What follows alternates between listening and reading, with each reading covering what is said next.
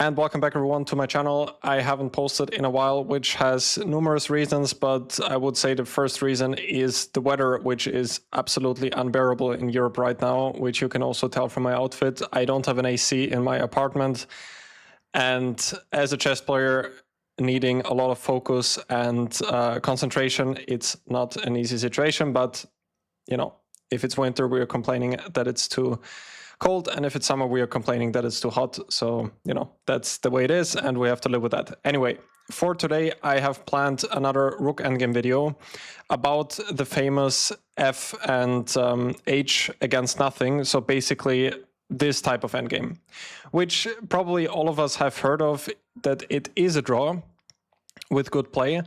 But I don't think that any of us, or that most of us, actually had a serious look at it at some point. That also includes myself. I didn't really check this endgame much until recently, when I started to have a look at some of these theoretical Rook endgames again. And I thought it would be nice to share some of the things I was able to find out. Again, a lot of the work which I did is thanks to Sam Shankland's book on Rook endgames. So if you want like a full overview over a lot of those theoretical Rook endgames, make sure to get this book. It's really great. And, you know, I just want to give the shout out to Sam for writing this great book, which also gave me a lot of material, which I want to show you. I hope that this is okay, but that's also why I want to make sure that, you know, I want to give a shout out, and the work is great. And the examples which I'm about to show you are from Sam's book. One of them was also from David Navara's book. And I just want to go through a couple of examples to help us understand this endgame a little bit better. Now, the first game was Maurice Ashley against Alexander Shabalov from the year 2000. This was also from Sam Shankland's book. And this immediately shows us one pretty important rule which we need to follow in this endgame, which is that the defending side, obviously we still have a pawn on c4 here, but it is probably going to fall sooner or later. But the rule which I want to share with you is that if the king is cut off on the first rank, as Sam Shankland also explains it, then this endgame is actually losing. So the only move to hold a draw here is the move king d3. And black is going to be able to win this pawn, but only by the means of giving up the second rank again. So now we are back into one endgame, which we are, I mean, the whole video is about this type of endgame, but we are going to have a look at this one a little bit later, this classic one. Now, if the king is cut off on the first rank, this is one way you could win the game, in this case with black. Black now played the move rook g2. And I like the text which Shankland has provided in the book. Now, black's winning plan is basically to push the pawns forward. Yeah, the winning plan is to advance both pawns to the 5th rank and then place the king in front of the bishop's pawn, which is the c pawn in this case. And very often in those endgames, the a pawn might not play an essential role at the beginning, from what I could see, but later on you might be able to sacrifice it so that this c pawn is going to decide the game later on. We are going to see a couple of cases where that is true a bit later. So the game continued with rook h6. Rook h4 would not really change much, since sooner or later you would have to give this check and black is going to win this pawn anyway. So this is how the game continued. Black pushed the a pawn, rook a6, king b5, rook back, a4, king c4, rook a8, king b4. And here white played the move rook h8. Instead, rook b8 check might be the best way to try to do something with white.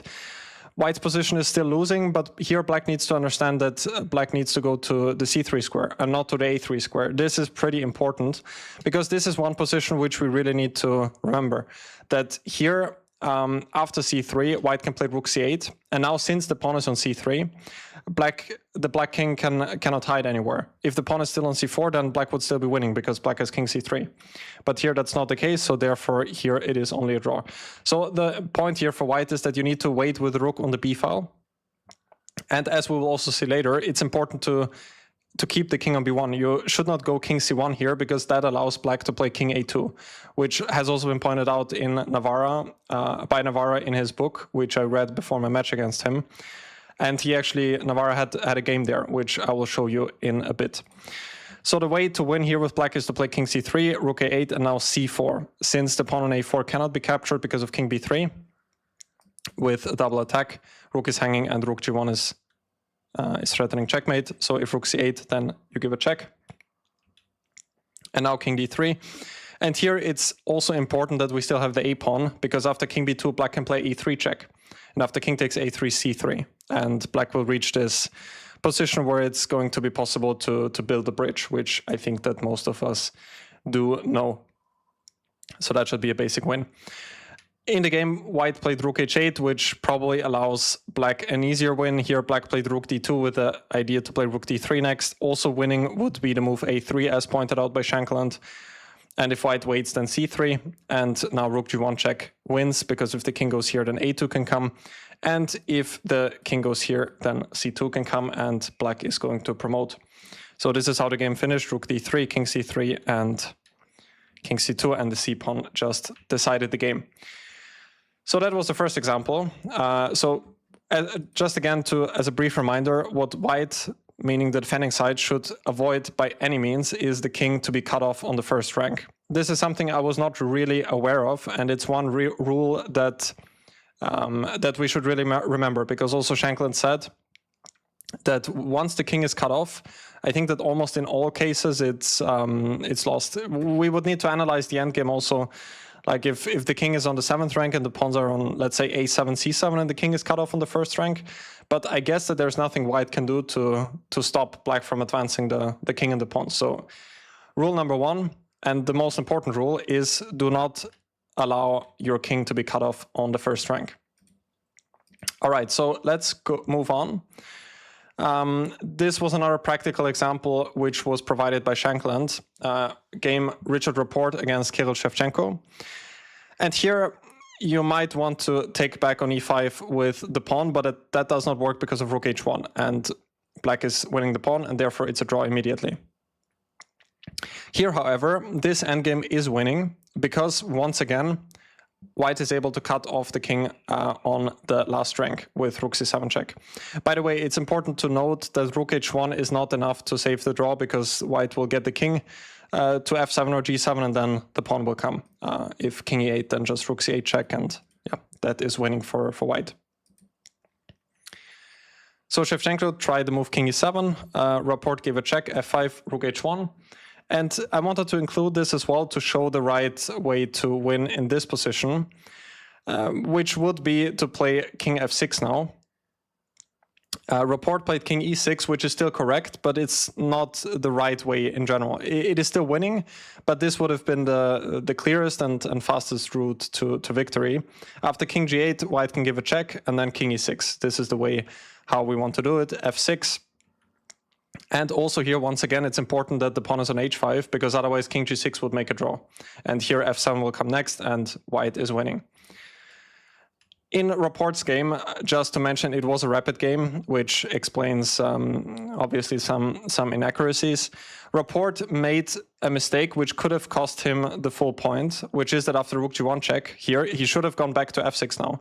But instead he went to h6. And now Shevchenko gave back the favor by going rook f1, but instead he could have made a draw with either rook g3 or rook g2. Again, the same drawing mechanism, staying with the king on g8, not to allow king h7, and just waiting like this. And once f6 comes, then you can play rook f2, because now you can give checks with the rook, and the king does not have the f6 square to hide anymore. In the game, however, rook f1 was played, and then after king g5, check, king f6, rook h1. Now Rapport finally played the right winning mechanism with giving a check and then king e7. And yeah, now king f7 is probably the most logical way to win. Instead, king f8 was possible as well. And in the end, he won the game like this. And rook a7, important move just to stop rook b7. And now, yeah, the pawn is coming, and Rapport won the game. So here, don't go to h6 with the king, but instead go to f6, and then, as we were able to see, this is the winning mechanism to push the f-pawn. Yeah, so the Navara exercise, which I wanted to show you, I got this from Navara's book, Lessons on Uncompromising Chess. This is the position which Navara gave. And he gave the question, which of the following moves make a draw for white? King f1, rook g7, or rook f8. This was what Navara was asking. By the way, this example was also included in Sam Shankland's book.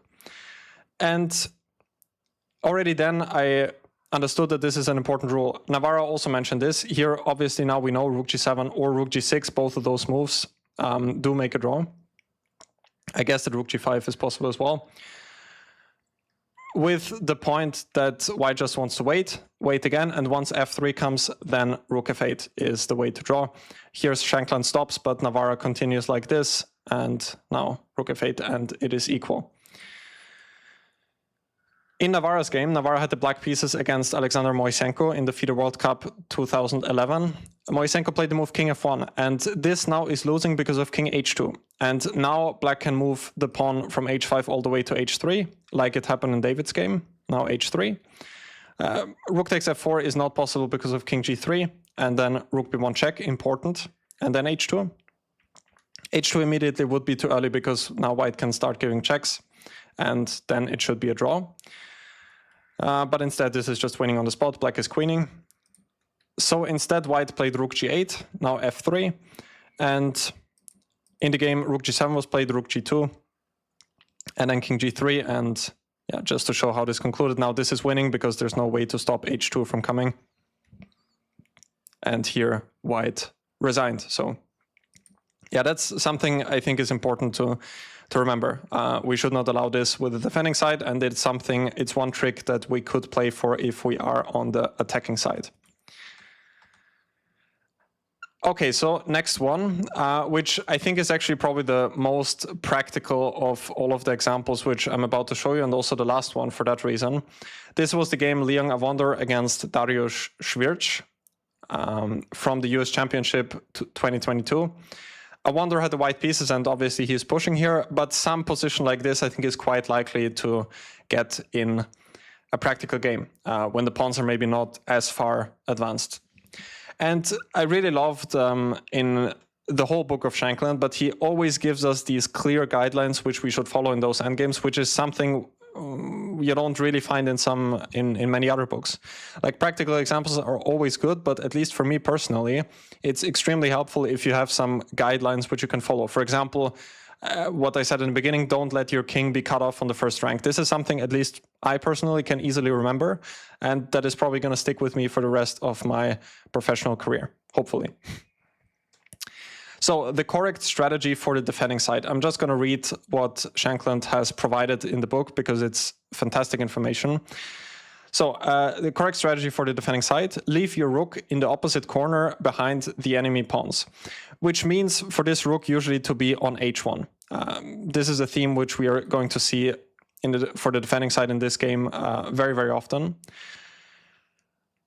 So leave your rook in the opposite corner behind the enemy pawns and leave your king on the knight's file in front of them, which means that the optimal square for the king is usually, in this case, the b file.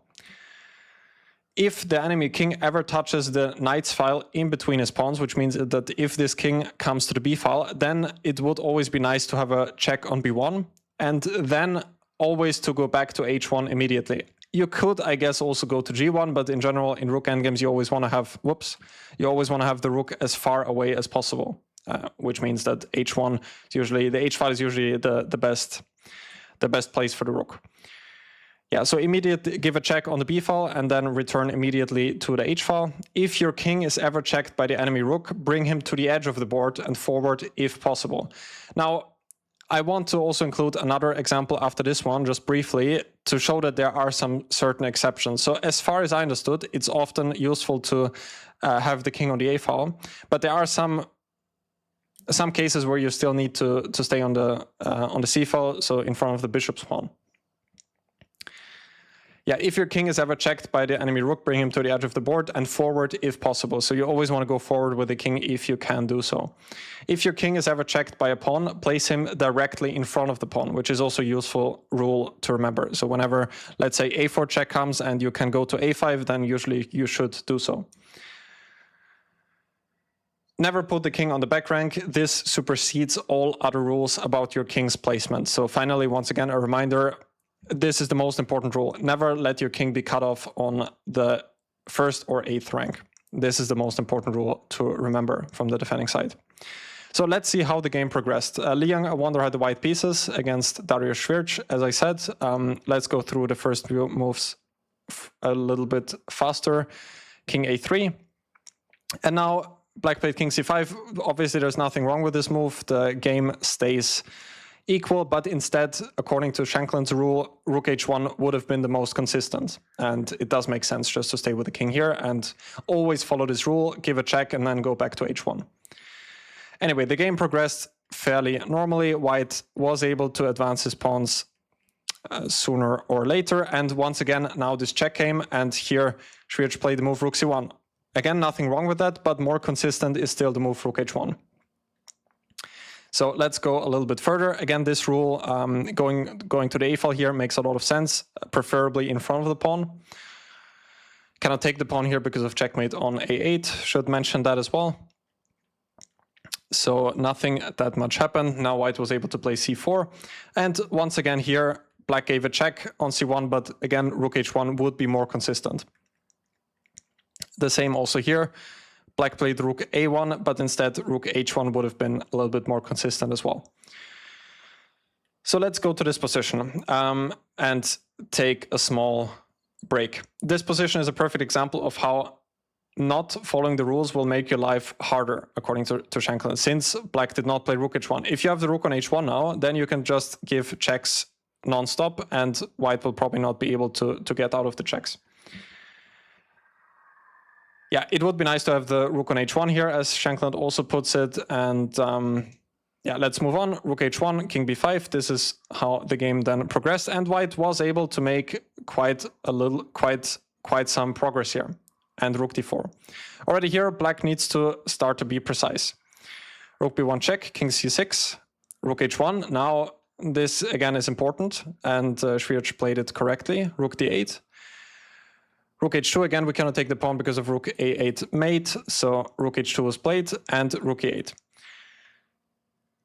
Yeah, and let's take another quick break here and see what Shankland has to say. Up to this point, Swiercz had made several moves that felt wrong to me, which didn't follow the prescribed rules of how to save the positions, meaning that always give a check on the b file and then immediately return to h1.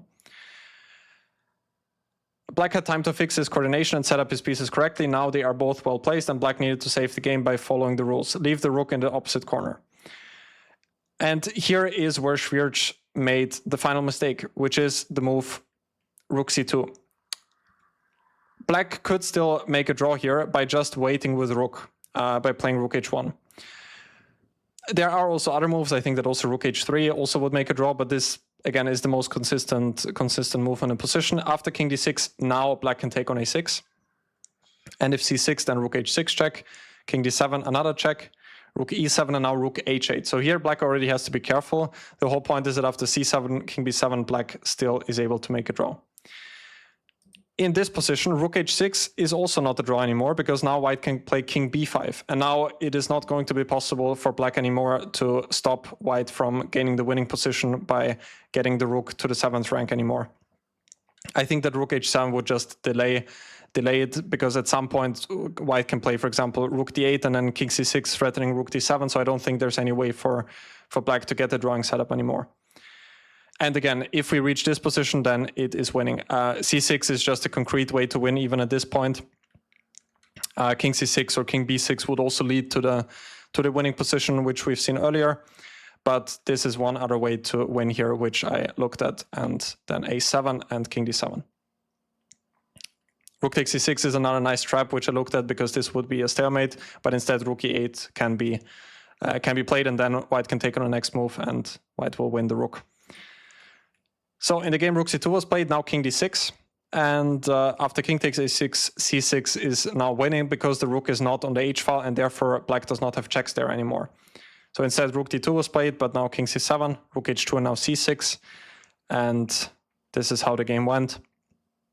And once again, it's important that now black has the pawn on a6, white has the pawn on a6, because after rook h8, c7, black does not have the move king b7 now.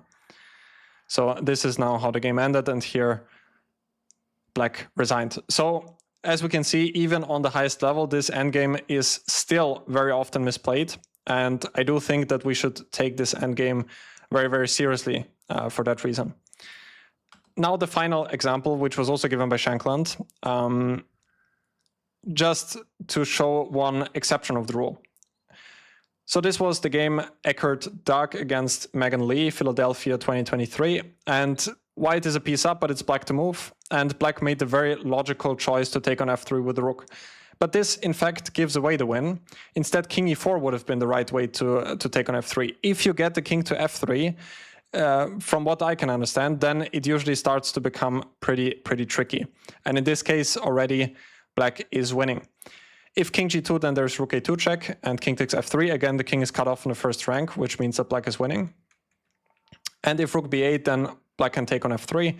And just to quickly show the winning mechanism, now h4 once again disturbs the king. And black is winning because the f-pawn is promoting. So rook takes f3 was played in the game, which gives away the win. But here it is an important moment for white, because usually from what we understood, the king is usually placed well on the h-file. But here it is really important for white not to let the king into f3. So that means that king f2 is actually the only way to draw here. After king h2, black would be winning because after king g4, also the rook could move somewhere here and then again threaten to give a check here. And white can probably not stop black from pushing white to the first rank again. So for that reason, king f2 was the right move. And then to move with the rook to the 8th rank. And now, yeah, that's a nice move to stop king g4. And now white is always ready to give checks on the last rank. And yeah, black was not able to do anything here. Then the game was just a draw fairly quickly.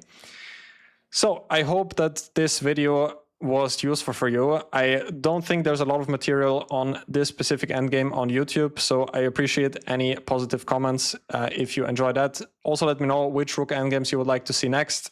Apart from that, I will be publishing the members-only video probably today as well about your opening questions, so make sure to check that out. In case you're not a YouTube member, then that could be something which may be interesting for you. Anyway, thank you guys for watching. I will try to cool down now and maybe record future videos once the temperature is bearable again. So thank you guys, and I will see you soon.